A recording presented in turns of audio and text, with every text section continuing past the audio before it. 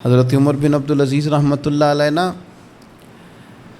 خود نیک تھے نا، تو ایسے لوگوں کو اللہ بندے بھی نیک عطا کر دیتا ہے۔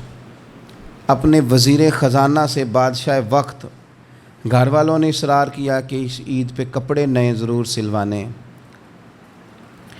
تو آپ اپنے وزیر خزانہ سے کہنے لگے کہ 1 مہینے کی تنخواہ ایڈوانس دے دو، کپڑے بچوں نے لینے ہیں۔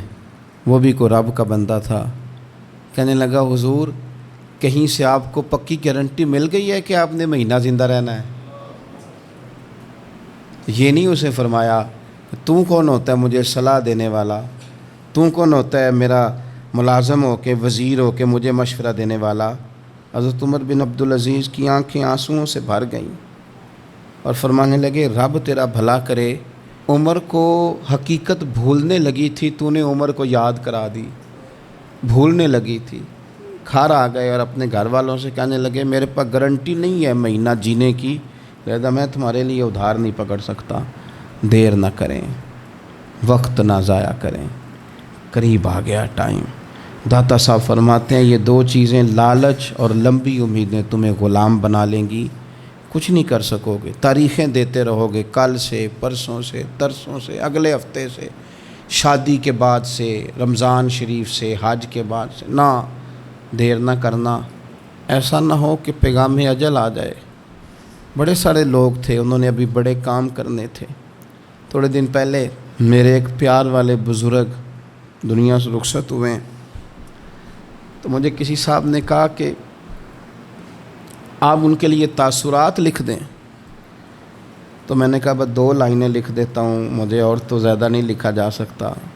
انہوں نے کہا کہ لکھ دیں، تو میں نے لکھ کے دیا انہیں کہ میری ملاقاتیں ادھوری رہ گئی ہیں، ملاقاتیں ادھوری رہ گئی ہیں اور کئی باتیں ضروری رہ گئیں، کچھ ضروری باتیں کرنی تھیں، خیال تھا کہ کریں گے لیکن یہ کب امید تھی، تو ملاقاتیں نا ادھوری رہ گئیں اور میری کئی باتیں ضروری، اس سے زیادہ کچھ نہیں لکھ سکتا، اتنی سی بات ہے۔ کئی ضروری کام ایسا نہ ہو رہ جائیں اور پھر پچھتانا پڑے۔ وقت ہے، اس کو غنیمت جان لیں، اس کو غنیمت جان لیں۔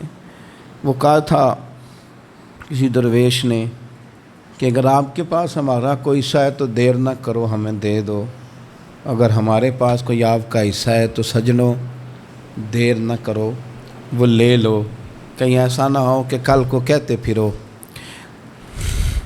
کہ ملاقاتیں ادھوری رہ گئی، کئی باتیں ضروری تھی جو رہ گئی ہیں۔ اللہ تعالیٰ بڑی جلدی سمجھ دے اور دل ہمارا پھیر دے۔